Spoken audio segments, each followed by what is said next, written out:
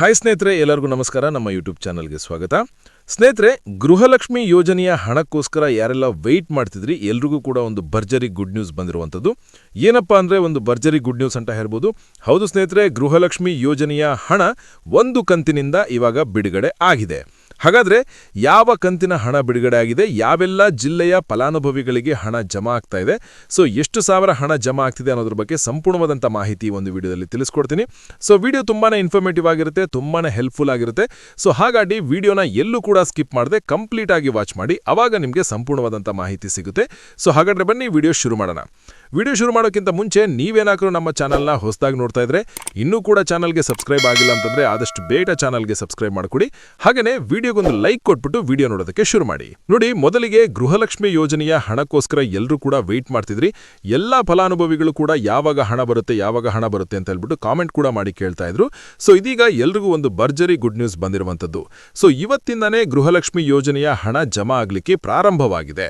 ಹೌದು, ಎಲ್ರಿಗೂ ಕೂಡ ಇವಾಗ ಗೃಹಲಕ್ಷ್ಮಿ ಯೋಜನೆಯ ಹಣ ಜಮಾ ಆಗ್ತಾ ಇದೆ.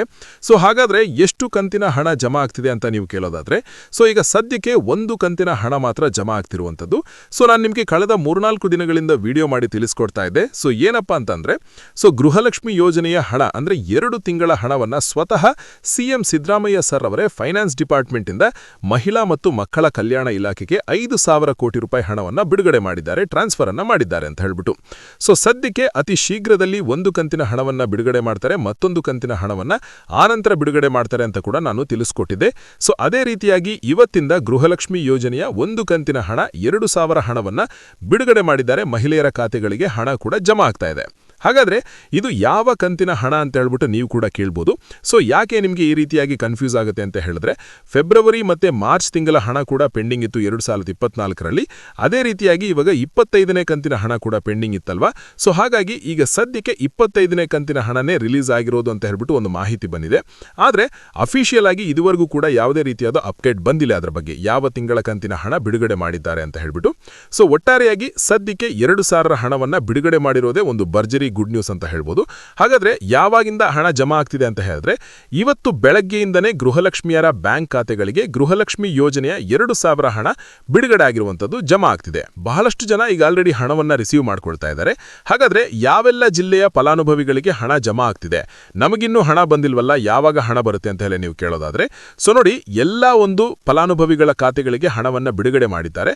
ಆದ್ರೆ ಇಲ್ಲಿ ಏನಾಗುತ್ತೆ ಅಂತ ಹೇಳಿದ್ರೆ, ಒಂದೇ ಸಾರಿ ಎಲ್ಲರ ಅಕೌಂಟ್ಗೂ ಕೂಡ ಹಣ ಬಂದು ಜಮಾ ಆಗೋದಿಲ್ಲ. ಫಾರ್ ಎಕ್ಸಾಂಪಲ್, ಇವತ್ತೇ ಹಣವನ್ನ ಬಿಡುಗಡೆ ಮಾಡಿದ್ದಾರೆ ಅಂತ ಮಾತ್ರಕ್ಕೆ ಇವತ್ತೇ ಎಲ್ಲರ ಒಂದು ಬ್ಯಾಂಕ್ ಖಾತೆಗಳಿಗೆ ಹಣ ಬರೋದಿಲ್ಲ. ಯಾಕೆ ಅಂತಂದ್ರೆ, ಗೃಹಲಕ್ಷ್ಮಿ ಯೋಜನೆಯ ಹಣವನ್ನ ಪಡ್ಕೊಳ್ಳಿಕ್ಕೆ 1,25,00,000ಕ್ಕಿಂತ ಹೆಚ್ಚು ಫಲಾನುಭವಿಗಳು ಅರ್ಹರಿರೋದ್ರಿಂದ ಸೊ ಎಲ್ಲರಿಗೂ ಬ್ಯಾಚ್ ವೈಸ್ ರೀತಿಯಲ್ಲಿ ಹಣವನ್ನ ಜಮಾ ಮಾಡ್ತಾ ಹೋಗ್ತಾರೆ. ಓಕೆನಾ?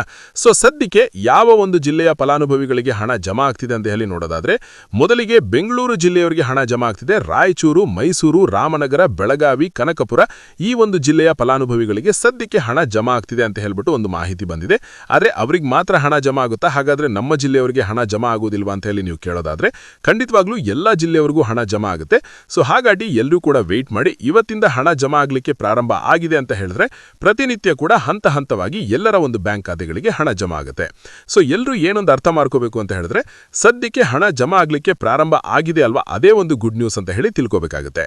ಸೊ ನೆಕ್ಸ್ಟ್ ಯಾವೆಲ್ಲ ಜಿಲ್ಲೆಗಳಿಗೆ ಹಣ ಜಮಾ ಆಗುತ್ತೆ ಅಂತ ಹೇಳ್ಬಿಟ್ಟು ನೆಕ್ಸ್ಟ್ ವಿಡಿಯೋದಲ್ಲಿ ವಿಡಿಯೋ ಮಾಡಿ ತಿಳಿಸ್ಕೊಡ್ತೀನಿ. ಸೊ ವಿಡಿಯೋ ಯಾರೆಲ್ಲ ನೋಡ್ತಾ ಇದ್ರ, ನಿಮಗೆ ಏನಾದರೂ ಗೃಹಲಕ್ಷ್ಮಿ ಯೋಜನೆಯ ಹಣ ಬಂದಿದ್ರೆ ಅಥವಾ ಬಂದಿಲ್ಲ ಅಂತ ಹೇಳಿದ್ರೆ, ನಿಮ್ಮ ಒಂದು ಜಿಲ್ಲೆಯ ಹೆಸರನ್ನ ಮೆನ್ಷನ್ ಮಾಡಿಬಿಟ್ಟು ಕಾಮೆಂಟ್ ಮುಖಾಂತರ ತಿಳಿಸೋದನ್ನ ಮರಿಬೇಡಿ.